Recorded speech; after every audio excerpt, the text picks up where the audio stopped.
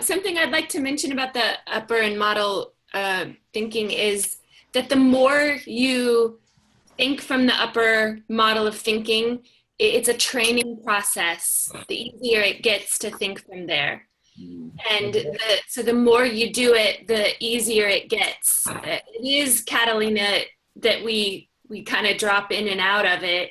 But I think that the more you think from the upper model of thinking, then the more often we can operate from that place.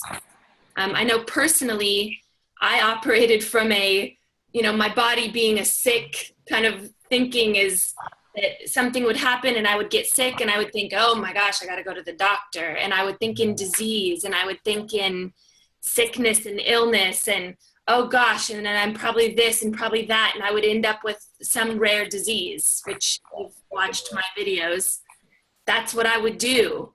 And so even after I got well, my initial go-to, because what some of you don't know and what a lot of people don't know is that even after I got well, my body still spoke in disease and still spoke in physical symptoms.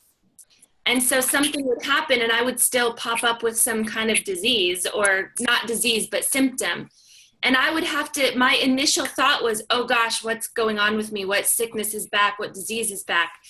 And then I would have to say, wait, no, this is not the model of the world in which I operate from anymore.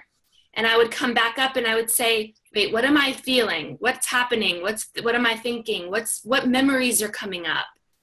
And then I would go back and deal with that and address those, and wait, lo and behold, the symptoms would go away. And so the more that I did that, the less I started to think, okay, what sickness am I dealing with? What's going on with my body? What's wrong with me? And I started to listen to my body and start realizing that's the way that it spoke. And so it's the more that I did that, the better I got at that. So it's a training process. We're trained to think from that lower model of the world. The more that we do Faster EFT and the more we think from that, the better we'll get at it. So it's a process. I would like to say one more thing about this body. A lot of people, it's a lower model of the world too, thinking your body's doing it to you. You have to understand the body is an unconscious expression of your internal environment you hold within your mind. The body is a servant. It only follows the mind. Now you can push a point, massage a point, you can adjust a point, and the mind can adjust with it because it's a trigger. We have triggers and unconscious patterns. We have anchors within our body, within our minds.